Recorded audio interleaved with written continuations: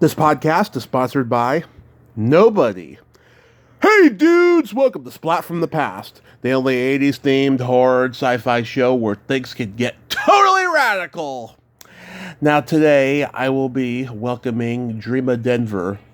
Dreama is the widow of Bob Denver. You all know him as Gilligan on Gilligan's Island and Maynard Krebs on The Many Lives of Dobie Gillis. And we're going to talk about his life, career, and legacy today in tribute. She has a book out about him called Gilligan's Dreams, The Other Side of the Island. And Dreama also writes children's books. And it's going to be a great conversation today. It's also the 55th anniversary of the movie Who's Minding the Mint, which Bob was in. And I'd like to talk about that, talk about some of the movies he was in. He was in A Private's Affair and Take Her, She's Mine with Jimmy Stewart and Sandra Dee. It's going to be a great conversation today. Of course, I got to bring up Back to the Beach as well, because Linda Carroll, my guest from last year, almost kissed him on screen. And I am just so friggin' blessed. I can't wait to have this conversation today. So yeah, here is my interview with Dreama Denver. Hey Dreama, welcome to the show. How are you today? Hi Tommy, I'm great. How are you doing? I am just spectacular. This is such a great honor. Thank you for taking the time today. Oh, listen, I am so happy to be with you and really appreciate you having me. And I don't know what happened at the very beginning there with the phone call. It happens all the time. Better, so that's good. Yeah, it happens all the time. Don't worry about it. Okay, all right. Because at my end, it was giving me a recording of some kind. So anyway, here we are, and I'm glad to be here. Awesome. So, going back in time, you of course were a theater actress. Was acting something you always wanted to do?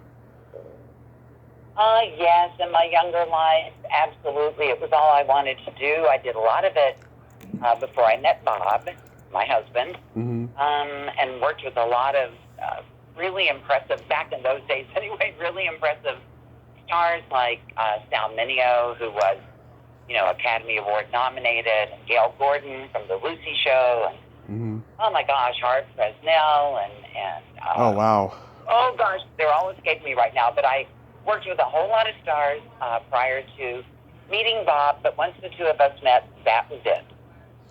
Yeah, so you met him when you auditioned for Play It Again, Sam on Broadway, right? Exactly. Actually, it wasn't Broadway. It was a theater. Oh. And I wish it had been. Bob did. Now, Bob did Play It Again, Sam on Broadway. And most people don't know that, but he was Woody Allen's hand-picked replacement when Woody Allen left the show. And most people don't know anything about that. I think Bob did the show on Broadway for about a year. I met him after that when he took the show on the road, and I did it with him in Florida. And lots of other places, but the first time we did it together was Florida. And I don't know, he and I met the first day of rehearsal, and it was very, I don't know how to describe it except to say it was very electric. There was a connection immediately, and that connection ended up lasting for 30 years. Yeah, so it was love at first sight. It really was. I guess you can call it that when you don't know each other that well, and all of that. All I know is you were introduced. He couldn't believe my name. Yeah. They had a marquee in front of the theater that said Bob Denver, starring in Play It Again, Sam, also starring Dreamer, which was kind of funny. Perry, which was my last name, and he, couldn't believe I was named Dreamer, and of course I corrected him, and it was actually Dreama, and he couldn't believe Dreama either. He was like, "That's your name?" And I'm like, "Yes, that is my given name." And he took my hand to shake it, and we just looked at each other and went, "Oh, there you are." It was pretty amazing. What a great way to find your mate, the love of your life. That's a great way to do it. Exactly. Wow. So, what was he trying to get theater stardom because the sitcom world kind of pigeonholed him? Well, the sitcom world, as we all know, it did pigeonhole him. He was so typecast Yeah. Of Gilligan. And, Gilligan ended when he was probably 32 or 33 years old. Right. So he was still a young actor and wanted, all actors use the term stretch. They want to stretch and do things that are different. And Hollywood just wasn't allowing him to do anything different. After Gilligan's Island, he did a show called Dusty's Trail, and anybody who's familiar with that, Right. TV series, that was just Gilligan's Island on a wagon train in the West, So that was another Gilligan part. And then he did a show called The Good Guys, and it was a similar character. So theater did give him the chance to stretch. Mm-hmm. Able to play different parts that obviously he couldn't play in L.A. And he really Bob loved live theater more than he loved, working in television, as much as he loved that. Yeah. But, live theater is a very different experience because the audience is right there. You get immediate feedback. You can have an off night where nothing seems to work, and then the next night everything works, and it's such a high to do live theater. So he really always loved doing it and was really thankful that, his career allowed him a chance to do so much of it. Therefore, the years that we had a lot of dinner theaters and all that in the country, Mm-hmm. a lot of regional theaters, the work was plentiful. Mm-hmm. You were always able to be on stage. So, yeah, he really loved that a lot. Yeah. Oh my God. So, I was reading that, he started out as a mailman and a teacher, and he was well educated. He attended Loyola. But, when did he start gravitating toward acting? That happened at Loyola. He Mm-hmm. did, oh my gosh, now wait a minute, I haven't had to answer this question in a while. I'm trying to think. He did play at Loyola where he played, I don't know if it was a play Falstaff, and he played a comedy relief character, or if he actually played Falstaff.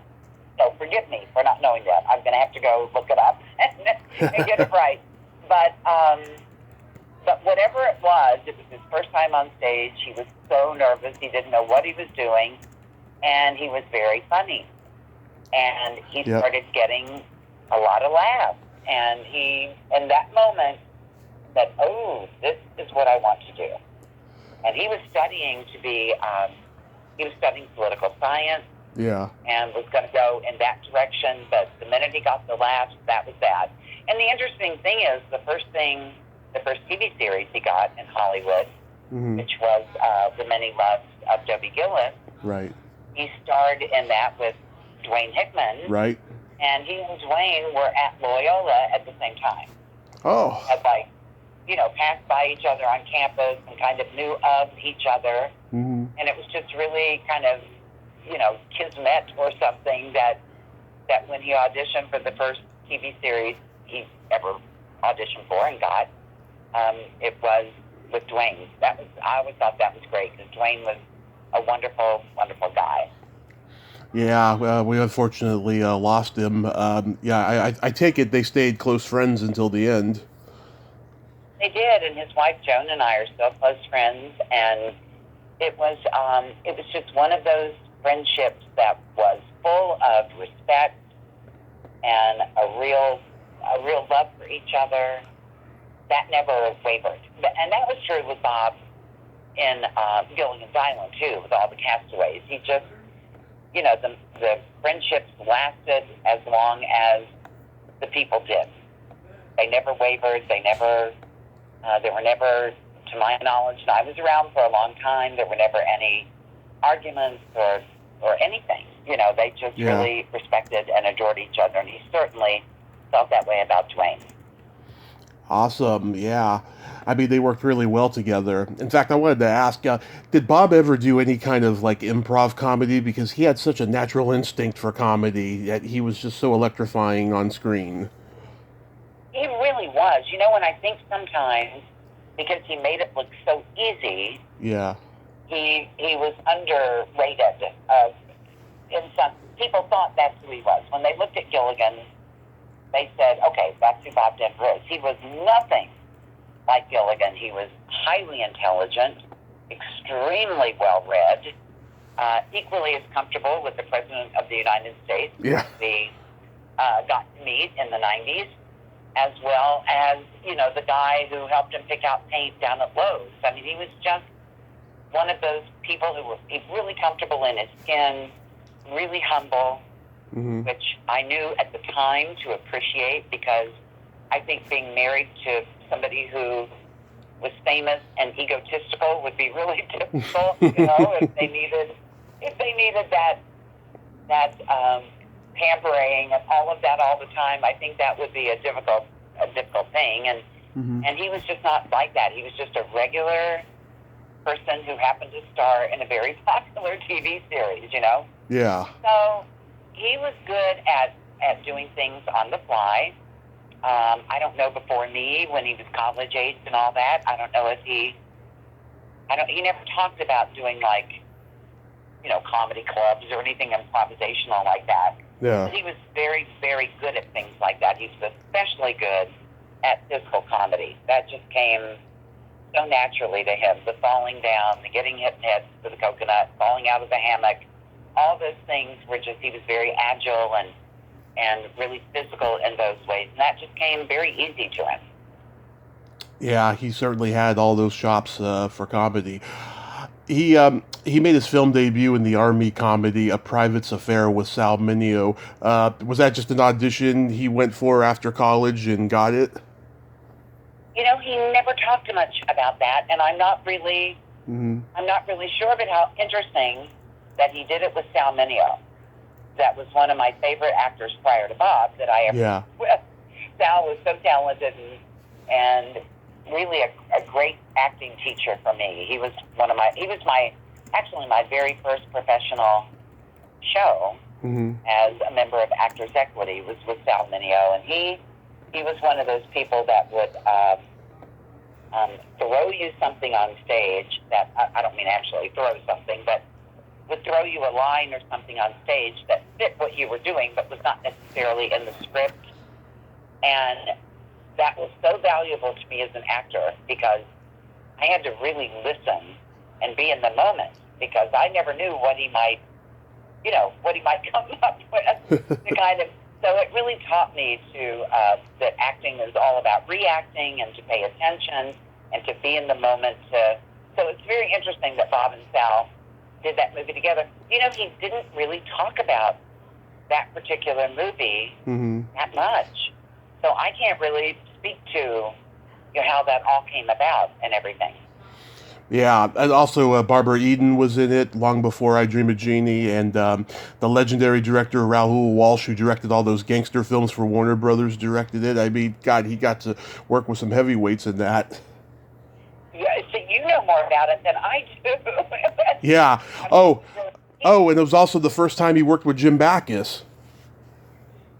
Oh gosh, Jim Backus was in that too? Yeah. Oh, that's amazing. And that's okay. I have to look that movie up and learn more about it. That really is amazing. And I wonder if they had scenes together. Sometimes when it's a big, impressive cast like that, they're all in it, but they don't ever really work together. Right. He didn't talk about it. I can't remember any specific stories about that movie at all. Yeah. So, it also had Barry Coe, who got famous as Mr. Goodwrench. Yeah, I mean, there was a good cast there. Yeah, and he worked with some really impressive people throughout his career. I mean, he did The Sweet Rise with Jacqueline Bisset, and though we didn't, it's Bisset, right? Jacqueline Bisset, yeah. Bisset, that's what I thought. I thought when she was hot in Hollywood that she was one of the most beautiful women in Hollywood. Oh, yeah. And he got to work with her and, talked about that a little bit, that it was a really great experience. He was kind of a young actor. And the one that impressed him most, though. Yeah. Okay, now what was the name of the movie? Wait a minute. I think I know. You'll know if I don't. Okay. The one he was most impressed working with, that he just could not get over the fact that he got to work with this man, was Jimmy Stewart. Oh, Take Her, She's Mine. Baker, she's mine. That's the one. You're good. Thank you.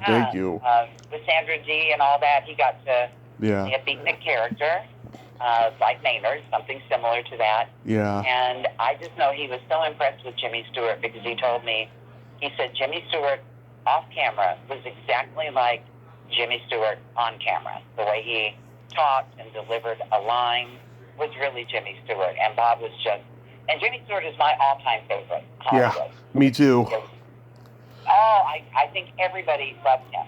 Just, anybody who was ever, old enough to have seen him and privy to his work, he was just remarkable. And Bob, of all the people he worked with, that was the one that impressed him most.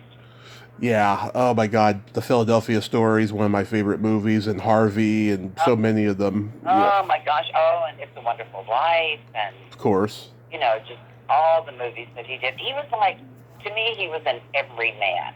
Mm-hmm. He didn't come or to me anyway, as a moviegoer, he didn't come across as a Hollywood star like a Clark Gable did. I also like Clark Gable because of Gone with the Wind, and Clark Gable was a star. Jimmy Stewart just seemed like somebody that you could go have a cup of coffee with and hang out with and have a good time.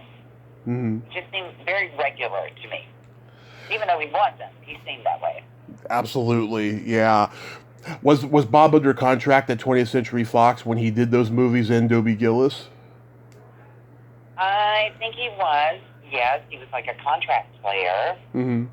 When he started doing Dobie Gillis, he auditioned, I want to say, there were like 500 actors. I mean, there was a large number. I may not have it exactly right, but there were a large number of actors who auditioned for the role of Maynard. And, Bob was under contract with 20th Century. And I just think this will blow you away because it blows me away. Uh-huh. The first season of The Many Loves of Debbie Gillis, right? Bob, as a contract player, made $250 a week. Huh. That's a lot for 1959. He ended up being the breakout star. Mm-hmm. Obviously, Maynard was kind of like the Fonzie of those days. Yeah. And we always compared, Maynard to Fonzie. It was sort of the same idea. Yeah. That you had a great lead actor, and then the character actor, is the breakout person in it. And so Bob was that in Dobie Gillis. And I think by the time he ended Dobie Gillis 4 years later, I think maybe he was making like, I want to say $750 a week. It was nothing. It was nothing like what they make nowadays. $1 million an episode. Bob was like, man, I was in TV at the wrong time. Yeah. I should have had my hits much later on, which is really true. Yeah. Oh my God. Now, did he ever talk about working with Warren Beatty on that show? Oh yes, he did. He said, and this was so funny because during lockdown, I was a kid, pretty young when Dobie Gillis was on. Yeah. And I was probably about 9 or 10, and watched it with my dad, but I was 9 or 10, so I didn't really understand the show or remember that much about it. And during lockdown, when we were all stuck at home searching for things to watch, I found out that Dobie Gillis is on Roku. Yeah. And I thought, oh, okay, I'm gonna watch this. I'll be able to, watch it now. And so I was watching the first season, which is the season that Warren Beatty was on. Mm-hmm. And it was so interesting to watch it because Bob had told me, a couple of Warren Beatty stories. So when the episode would come up that he told me a story about, it was just so much fun to watch it, knowing what had gone on behind the scenes. But, of course, he said the first day that Warren Beatty walked onto the set, the rest of them looked at each other and said, he won't be here long. Yeah. He's going someplace much bigger than Dobie Gillis. Yeah. So they were right about that. And then there was an episode where Dobie and Warren's character, whose name I can't remember right now, but Warren Beatty's character, they were both auditioning for the high school choir. Yeah. And Bob said that behind the scenes, when the cameras weren't rolling, Warren was singing arias all over the set. And he had a great voice, from what I understand. And he was doing arias and singing at the top of his lungs, and it ended up driving everybody else crazy. So they took him, and there were, I want to say, makeshift dressing rooms back in those days. I'm not sure exactly what the dressing rooms were like. But these guys, got him in his dressing room and locked him in and told him they weren't going to let him out until he stopped singing, which made him sing all the louder so that they couldn't shoot any scenes because he was being so loud. And they finally had to let him out, but it was just, he was there for the first year. That was a pretty impressive cast. Dude, Frank Salem and Florida Grievous and Sheila Cole. Sheila, James at the time, and Tuesday Weld, for heaven's sake. Oh, yeah. He talked about her being on the set. She was only something like 16 years old when she did Dobie Gillis, and had her mom on the set with her all the time. And I was really having, not remembering the show from when I was young and watching it during lockdown, I was so impressed with her. What a great little actress she was. Mm-hmm. I didn't realize from my young days seeing her what a really good actress she was in that show. She's very talented. Was. Yeah, she's very talented. There's a line that Maynard has in an episode that just makes me scream every time I hear it. It's an episode where Maynard is failing in school, and William Schallert has to tutor him, and he says, "Mr. Krebs, why do you give up so easily?" And Maynard says, "American know-how." I don't think I've seen that one. That's a good. Well, Bob must have loved that line. That is a line he would like. Oh, it's hysterical. God, the first time I heard that, I couldn't get it out of my mind. It was so brilliant. Oh my gosh, American know-how. I love it. Yeah. Okay, I'm going to use that from now on. Yeah. Thank you. Yeah, Where is that line? Yeah, just say my husband used it on Dobie Gillis. Exactly. Because, he's famous for the work line. All through our marriage, he tried to teach me how to say work with that warble in your voice. Mm-hmm. I could never do it. But that's the line he's famous for, along with "You Rained." Do you remember every time Frank Salem, Dobie's dad, was giving a list of negative adjectives? Yeah. Anything, Bob or Maynard would walk in and go, "You rang," and yeah. Those are the two he's most known for, but I'm kind of liking the American know-how. I like that. Yeah. a little bit funnier than when he used to say, "Work." Yes, exactly. And he could do that warble so well. Obviously, he invented it, but he tried to. I could never get it. It didn't matter how hard I tried. I could never say work the way he said it in the show. Yeah. So is it true that he got cast on Gilligan's Island because Jerry Van Dyke turned it down? It was, well, I don't know. Obviously, I do know that Jerry Van Dyke turned it down. Mm-hmm. And that was always a very interesting story because in some interviews somewhere along the way, years and years later, we saw him being asked about that, Jerry Van Dyke. Yeah. And him saying, well, I didn't think it was going to go anywhere, so I chose My Mother the Car, which is the one that didn't go anywhere, That show stunk. It was, I barely remember that one. I remember it, but not really well. Sherwood offered it to Bob. Now, obviously, Jerry Van Dyke did turn it down. Mm-hmm. But when Bob was the breakout star on Dobie Gillis, when that show ended, like happens often with somebody who breaks out and is a popular character in a show, he was being offered all kinds of scripts. Mm-hmm. And he was reading them all, and Gilligan's Island came over his desk, and he read it, and, even though he understood that it was far-fetched and kind of out there, he loved everything about it because he wanted to do the physical comedy, back to his love for physical comedy.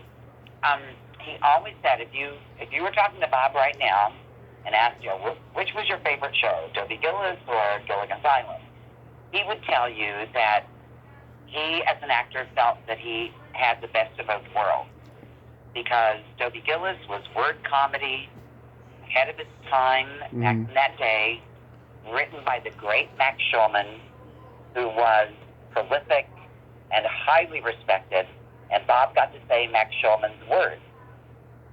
However, when he had his choice of what he wanted to do after that, he chose Gilligan's Island solely because, well, I think being on an island wasn't a bad thing. It's going to be a beautiful place to film.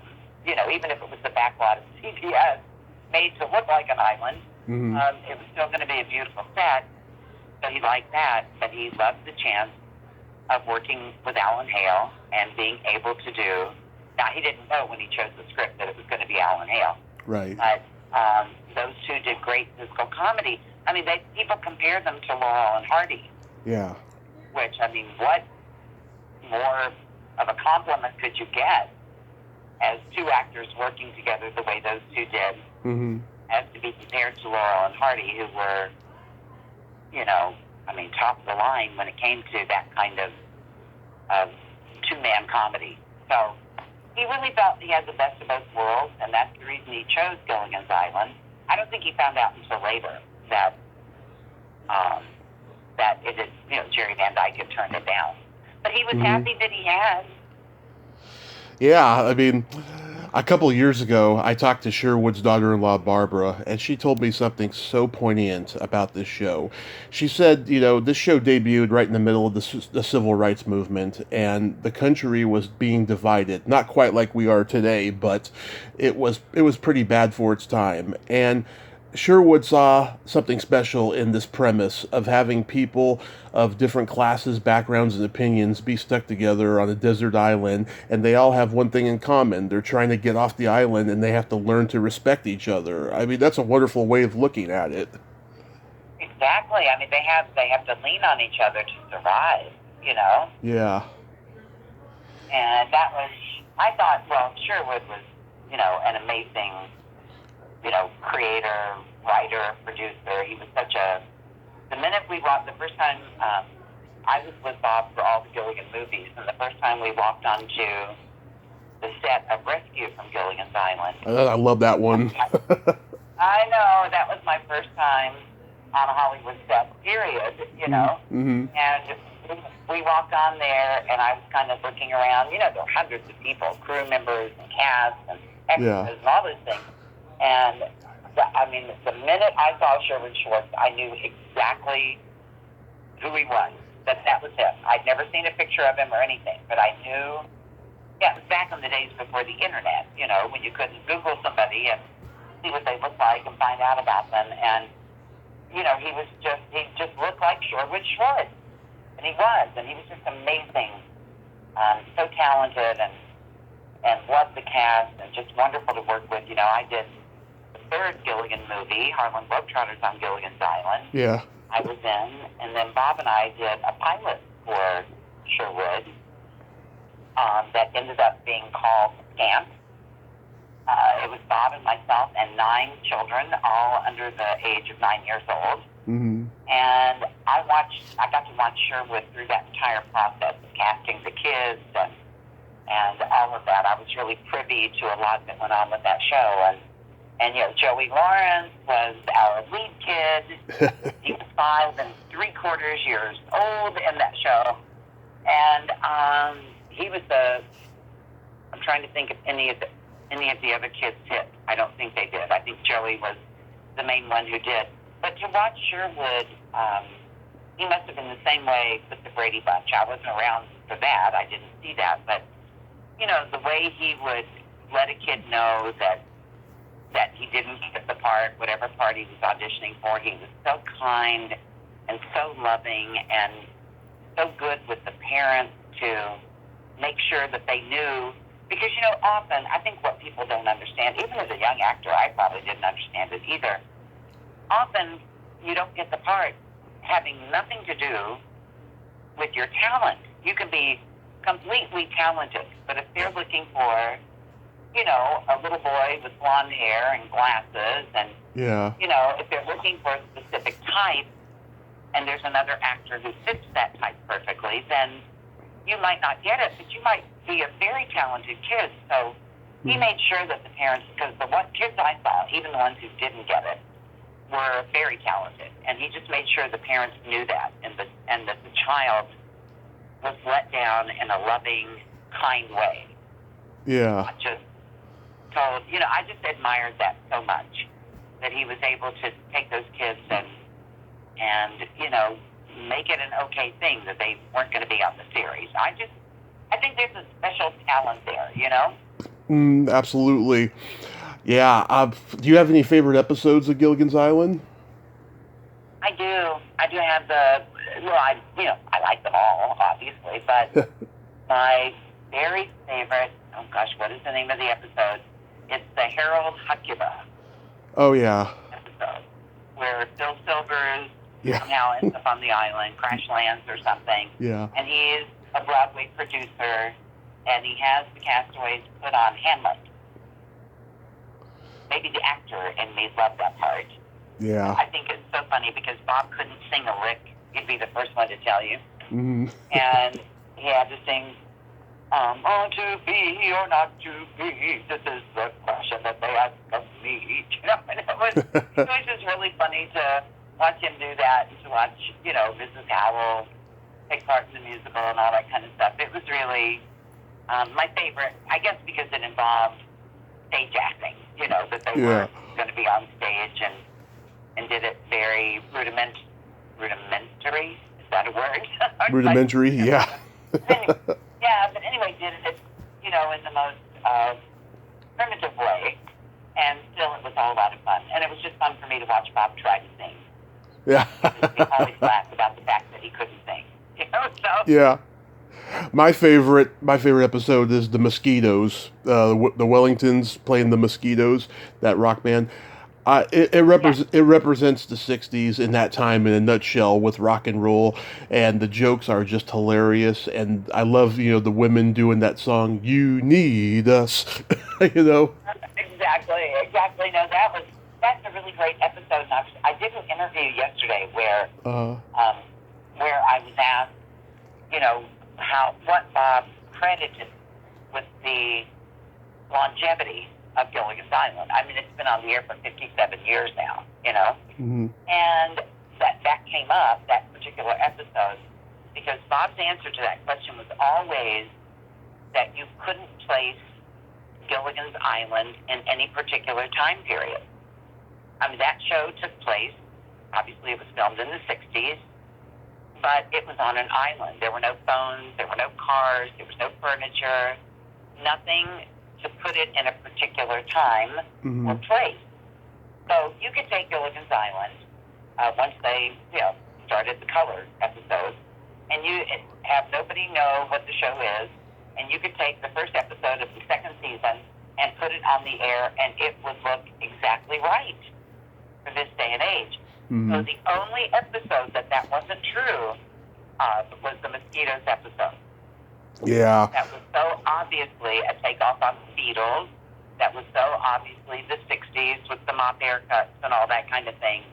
But that is the only episode I can think of. Maybe you can think of another one. But that's the only episode I can think of that would put that series in a particular time period. I totally agree. I can't think of another particular one like that. But I also love Kurt Russell as the Tarzan boy, and I know, cute little Kurt. He was so cute. Yeah, and Don Rickles playing the con artist. He did that a lot in the 60s. He was on, The Addams Family, and I think he was on Beverly Hillbillies. I know Phil Silvers played a con artist in the Beverly Hillbillies. They were all those comedians from the Borscht Belt era, they were all playing cons on those 60s sitcoms. Yeah.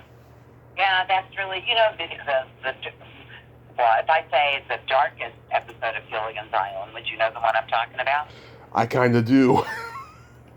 The Rory Calhoun. Yes. Where Rory Calhoun comes to the island and he's hunting Gilligan. I can't remember why. Do you remember why? I don't, but I remember that episode. He's hunting Gilligan. I'm like, he's a big game hunter, and he's hunting Gilligan. I can't remember. The fans, There was so much more trivia about the show than I do, or even than Bob did. more Yeah. than any of the castaways did. So there's somebody out there listening who knows exactly why he was hunting Gilligan, but he was hunting Gilligan. So that was always sort of the dark, a dark episode, maybe the only dark episode. And I love the ones where, oh my gosh, what was his name? Character actor, played the Japanese soldier in one of the episodes. Oh my gosh, his name is escaping me. Did a lot of different characters on Gilligan's Island in different episodes. And do you remember the one where they went to this mad scientist island and he switched all their voices? Oh, yeah. Oh, God, who was that? I'm trying to remember. Who is that? That Japanese soldier was Vito Scotti. Oh, Vito Scotti. Thank you so much. That would have driven me crazy. Bob loved Vito Scotti. Yeah. Now, that's another episode that I thought was so great, where they switched voices and had to... I try to imagine all the hours in the looping room trying to, match their voices to the actor who's using their voice. That was another fun one, I thought. Vito Scotti, he was awesome. Bob adored him. And then, of course, I worked with, before I met Bob, I worked with Hans Conried. Oh, yeah. Played Bromley Feldman on Gilligan's Island, and he was one of Bob's favorite guest stars. Bob really adored Hans Conried, too. So. What was the energy like on the set of those reunion movies? I mean, I talked to Art LaFleur, who was one of the con artists in the Rescue one. He said it was a lot of fun. That was his first Hollywood job. But was there a sense though that the magic was gone because Tina Louise wasn't there? No, not at all. The thing was, and the thing that kind of blew Bob away was, Tina got more press for not being in the show. Yeah. Than she probably would have had she been in the show. But no, the energy on all of them, but especially the first one, The Rescue. They were coming back together for the first time in 15 years. Mm-hmm. They had gotten canceled while they were on hiatus, and I don't know if you know that story. Do you know that story? No. How the cancellation happened? Okay, I get to give you a tidbit that you don't know. That's good. Gilligan's Island was set to go for the 4th season. Scripts were written. Sherwood had everything ready. The cast, at the end of season 3, when they wrapped the last episode and they all went on hiatus, they thought they were coming back. They had no idea they would be coming back. But what happened was, when the fall schedule went to William Paley's office, he was president of CBS in those days, when the fall schedule was given to him, he looked at it and he said, "Where is Gunsmoke?" Yeah. Now, Gunsmoke filmed right next door to Gilligan's Island. So Bob was friends with all those guys, with James Arness and all these guys. So yeah. He said, "Where is Gunsmoke?" And of course, guys are, the people who are giving them, they're sweating. "Oh, Mr. Paley, we don't." And he said, "Gunsmoke is my wife's favorite show." Yeah. That was back on the schedule. How could you, do this?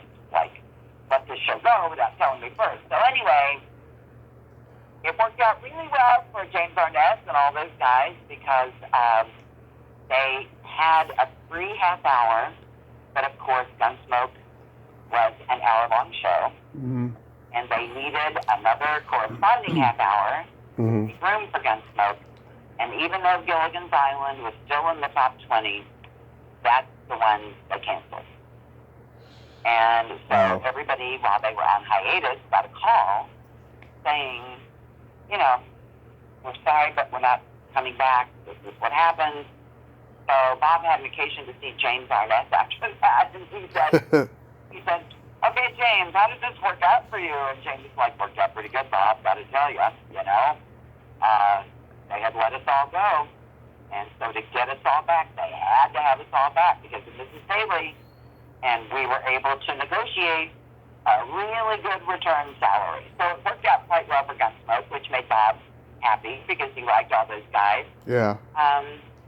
it didn't work out, obviously, as well for the Gilligan's Island cast, but that's why when they came back 15 years later to pick up where they left off and to actually end the show, not just have it end, but come up with an ending for the show, and it was a fun script, and they were so excited to be back together again, all of them, and you love that episode, that movie. So it's, how exciting was all that with the hut raft out on, filming that was amazing. They were out in the water on this hut raft, and they had fire boats all around them, escorting them back into the harbor, and, it was just great, great, great fun. They loved it, every minute of it. And, Judy Baldwin is the actress who took Tina's place. Right. And the thing I loved about the Gilligan cast, they were just such great people. Mm-hmm. They did everything to welcome her with open arms. And she did a fine job. Tina's a hard act to follow because Tina was just the perfect ginger. She was so Marilyn Monroe-ish and all those things, but Judy did a great job, and the cast was wonderful to her, and I don't think the audience was too... did you feel really let down without Tina? In hindsight, no, but, I like how these days, a lot of people bite the bullet and continue on with the character. They don't really replace them a lot these days, But no, I think she did a fine job. Yeah. She was, again, it's a hard act to follow because Tina, no matter what anybody thinks of her personally or anything, she was ginger. She was perfect. Yeah. And just a hard act to follow, but she didn't want to do it, and, you can't force somebody to do something that she didn't want to go back. I think now I'm kind of telling the story when she should be telling the story, but yeah. My impression was that she just didn't want to go back and revive a character that had gone away. And, this was, I think, if I'm not mistaken, Rescue from Gilligan's Island was one of the first revival movies. Yeah. And so it was, now it's done all the time. People, for the last how many years, it's a normal thing to have happen. But back then it really wasn't. And I think she felt like, her acting career when it came to stage or anything else she was doing might be detrimentally affected by going back and doing it over again. What was it like working with Martin Landau on the Harlem Globetrotters one? They were so great. Well, first of all, it was Martin Landau and his wife, Barbara Bain. Right. They were married at the time. And, of course, he was, the interesting thing about Harlem Globetrotters on Gilligan's Island, and you may or may not know this, but I'm hoping your listeners don't know, so they'll find this out. That entire script was written around Jim Backus.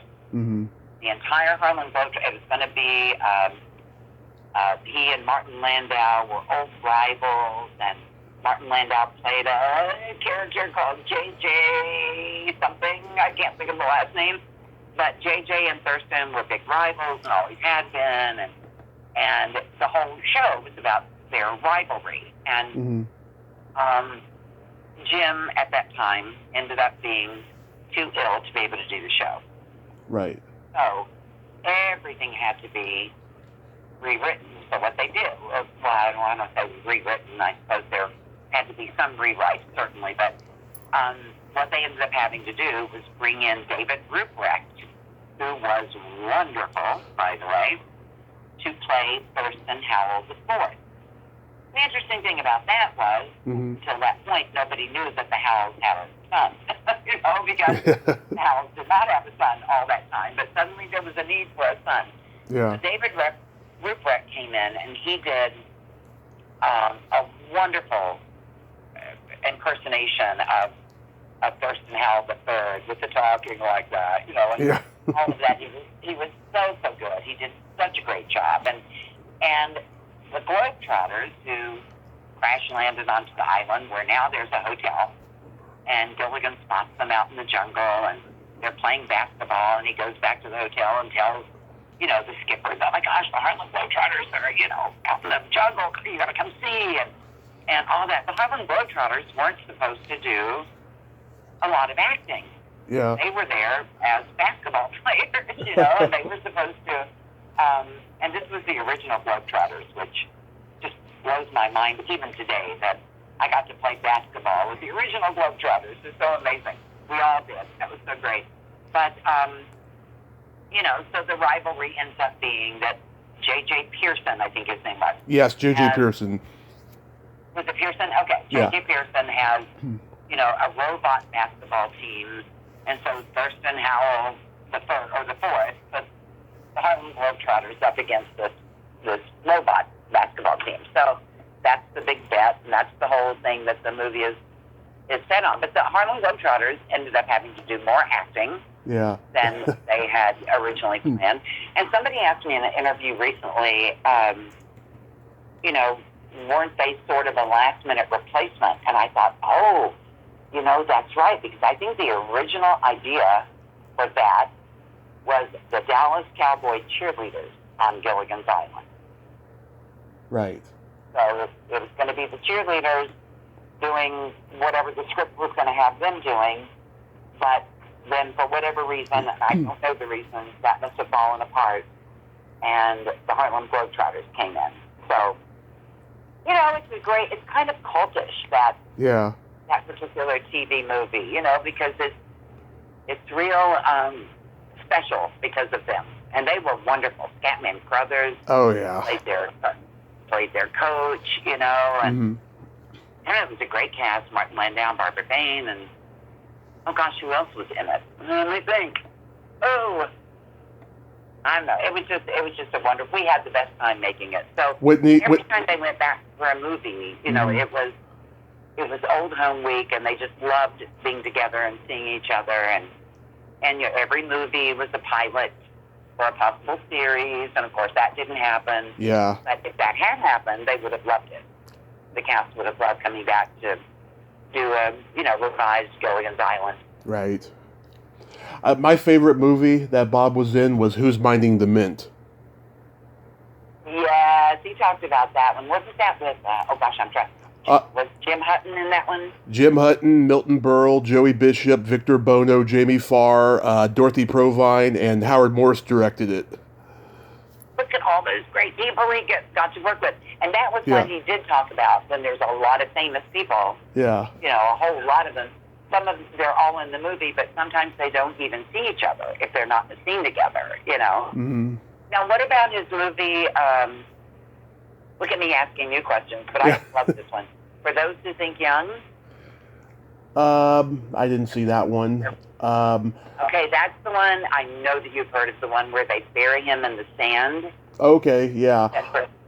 Except for his face. Mm-hmm. And Nancy Sinatra paints a face on him so that, how does it work? His goatee becomes the hair on the head of the face she paints. You got to go look it up on YouTube. Yeah. And it's a song that they do in this beach movie called Ho Daddy. And Bob has to sing this song under the sand, and with his face, just his face showing. Yeah. It is so freaky looking, I can't even tell you. And it's interesting because YouTube and all that happened after Bob passed away. Mm-hmm. He had not seen that scene in forever.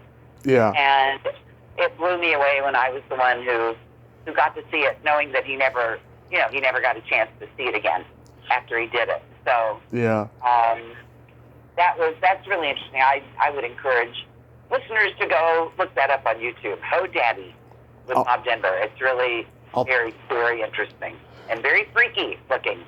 I'll check it out, definitely. He also worked with Phyllis Diller. Did you hear the one about the traveling sales lady? He loved working with her. Yeah. He loved working with her. I think the story I remember is she would be late to the set, and it would hold everything up. I don't mean this in a bad way. It's just she would come in a little late. Yeah. And they would say, "Phyllis, you're late," and she would say, "Look, I don't throw up before noon." So it's like So he loved that. He loved her comedy, and he loved that she was so much fun to work with. And, I mean, you talk about working with a legend. You know, he got to do that with her, for sure. Oh, yeah. And they also did a drama with Tony Franciosa called The Sweet Ride. And that's the one with Jacqueline Bissett. Yes. However, that's the one that she was in, too. Yeah, he really liked that. Yeah, was he trying to make that leap from sitcom to film, kind of like the way Don Knotts did? You mean after Gilligan's Island? Yeah, or even during it. Well, he did. You know, I think he probably.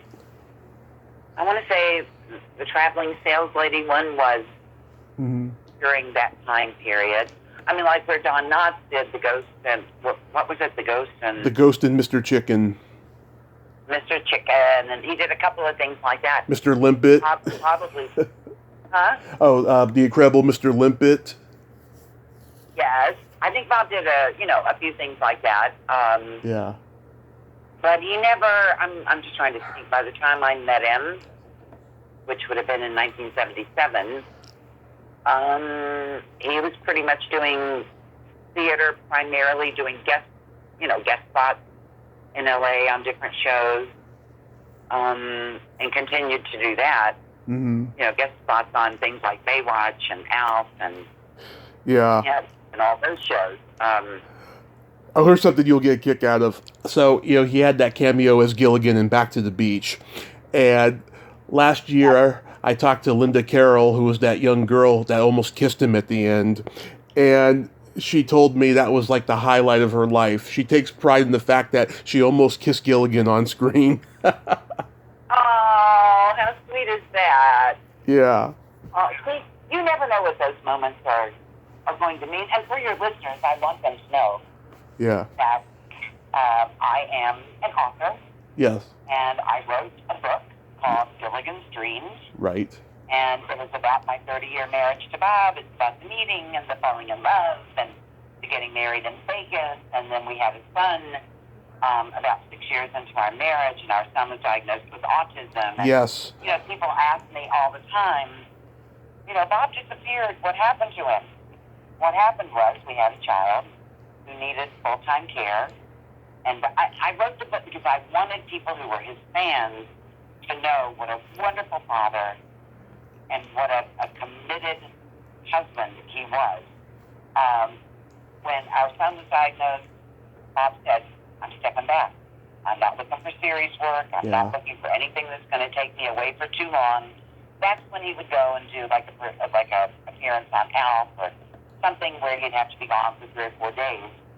But the last 20 years of his life, Bob spent with me, taking care of 24 hours a day with no break, our son who had to have full-time care. Our son is still nonverbal, and I thought that was something. I know if I was somebody's fan, I would be very impressed by that kind of devotion. Mm-hmm. So I wrote the book. I wrote about Bob's death. I wrote about how that came about, and his courage at the end of his life. I'm very proud of that book, Gilligan's Dreams, which is available at bobdenver.com, autographed. Right. Or you can get it on Amazon without the autograph. And then I've written 3 children's books, the first of which Bob inspired me to do, like 20 years ago. He didn't live to see it published and all of that, but it's got Bob's original sketches for the main characters, which are 4 bears. Mm-hmm. It's just everything that I have done in the way, even of children's books, everything is like an homage to Bob. It's in his memory that there's a character in the children's book called Gilligan, which little kids used to call Bob when he would do personal appearances, and they were like 3 or 4 years old, and Mom or Grandma would bring them up, and they couldn't say Gilligan, they couldn't put that together, so they would call him Gilligan, which Bob and I always thought was so cute and so perfect. And, so a writing career ended up coming from my marriage to Bob, which I think is so interesting because we started out acting together, and his encouragement, because he thought I was a good writer, is, where I have landed in this third act of my life. So that's kind of exciting, and it's all, I really give him so much of the credit for kind of putting me on that path. He was my best teacher. I miss him so much. He was the love of my life, and I am just so grateful to represent him and to be able to, be there in his stead when I can be. I'm going to be doing Mayberry Days. Nice. Month, the 22nd through the 24th, and for any Andy Griffith fans, Bob did an episode of Andy Griffith. Yep. Which has given me carte blanche to be able to be there to represent him. And it's one of the most fun things I do all year, because it truly is, for anybody who's never been to Mount Airy for Mayberry Days, it truly is like stepping back in time. And they've got the black and white 1960 police cars all over town, and you just feel like you're on the Andy Griffith Show. It's really amazing. Yeah, I love what you're doing there with the autism thing, because I have Asperger's syndrome, and I love it when people are helping others who have, autism or Asperger's or whatever. It's just, it's come so far since from when I was growing up, because when I was growing up, I had to go through all these, special ed classes and stuff, and now it's just, it's gotten better, people are becoming more aware of it. Well, that I would never have known you have Asperger's. I would have known that. I would never have known that. That's really amazing. Our son is now 38 years old, going to be 39. I can't believe it, in January. And when he was young, there wasn't a lot available. Not like there is now, the early intervention programs and things. And of course, my son is severe. Yeah. Again, like I said, he's nonverbal, and kind of hard to take places. He doesn't respond well to crowds or, a lot of things. But Bob and I, in the years that we did it, Bob and I did this for 20 years with truly no breaks. I'm not kidding. You can read about it in the book, but it's, we gave our big thing was to give Colin, isn't it, our son, a sense of self, if we couldn't fix him, we just wanted him to be comfortable in his skin and surrounded by love, and I think we accomplished that.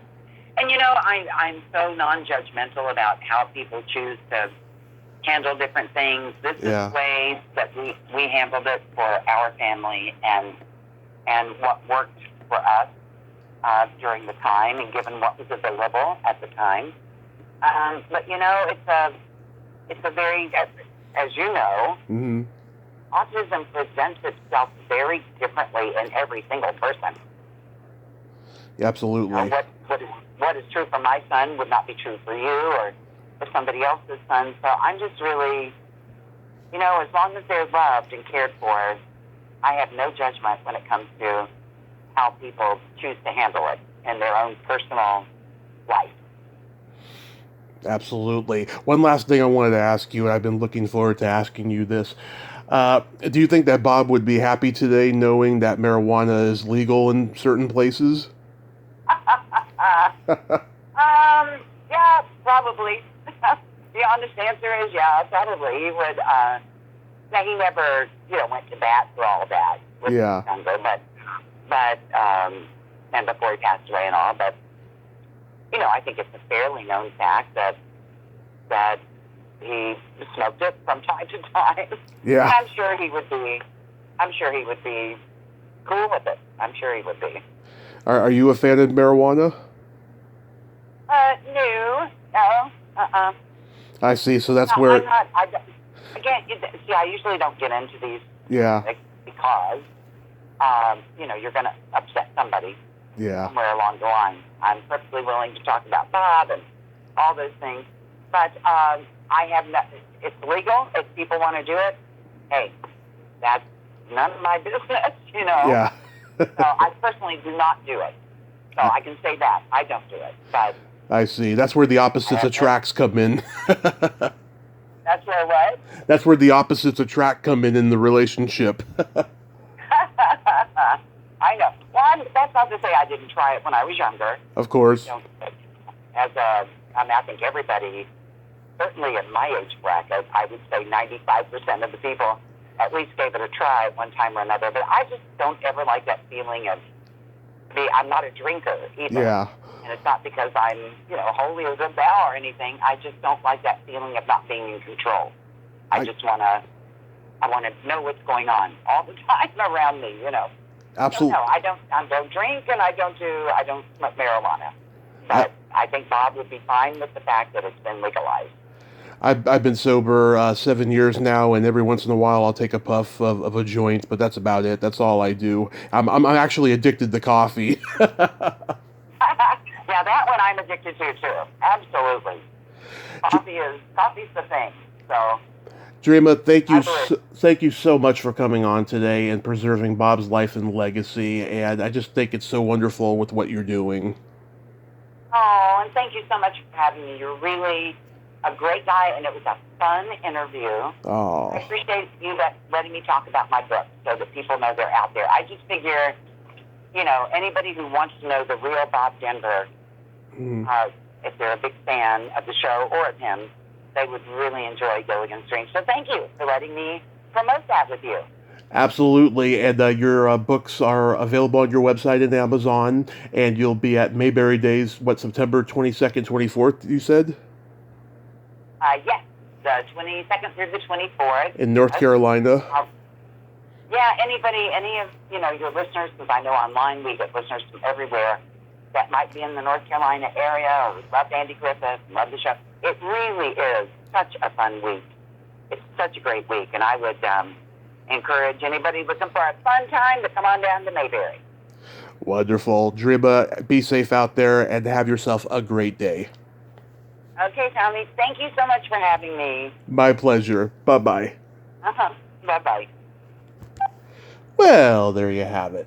Dreama Denver. Ain't she a sweetheart? What a great lady, huh? I'm so glad we got to have that conversation today. I love what she's doing to help autistic kids and so forth. And go check out her books on Amazon and her website, and go see her at Mayberry Days this month. Well, until next time, this is Tommy Throwback Kovac saying, there's no shame in living in the past, because the present sucks. Later, dudes. Like Robinson Crusoe, it's as primitive as can be.